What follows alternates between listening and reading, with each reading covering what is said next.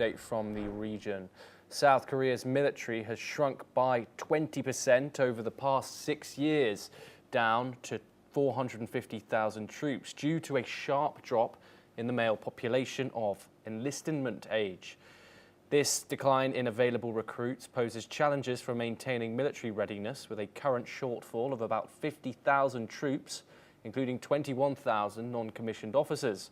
Despite these trends, South Korea's defense budget remains strong at nearly $44 billion this year, and improved military capabilities have allowed shorter service periods.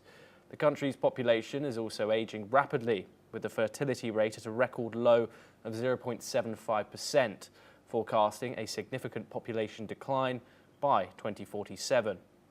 We're once again joined by Dr. Taniguchi.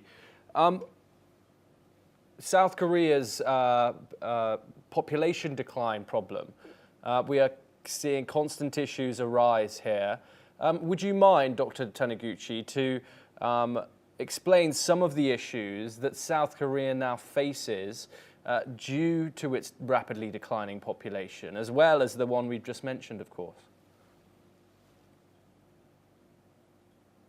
It is common knowledge that Japan's been suffering from this depopulation for some time, but as far as this issue is concerned, South Korea is the worst case by far.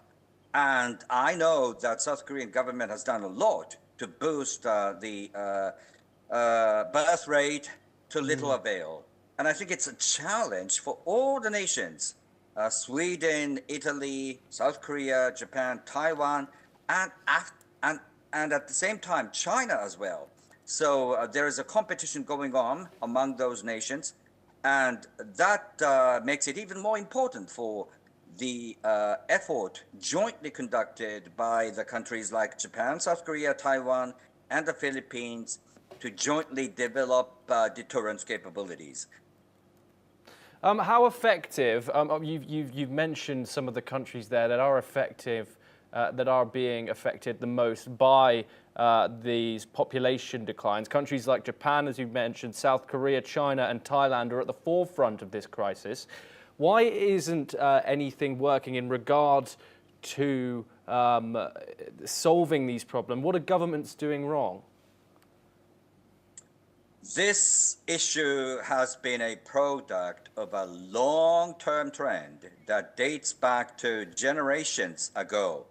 Something that's come about after generations will need equally generations to fix, and that makes it a very much troublesome thing to do, because those countries like South Korea, Japan, the Philippines do have something called election calendars, and the politicians, as a result, have got to be short-termists, not long-termists. Even if you can exert policies based on long-term calculations, what sort of budgetary process is going to be needed? You know, there are many complex issues to be solved by a parliamentary democracy in a short period of time. Anyhow, yes, it's a long-term commitment that's very much necessary, and that's in scarce supply. Yes, thank you very much for joining us here on the program, Dr. Taniguchi. Obviously, a pleasure always to talk to you. We now move over once again, where authorities in Iraq say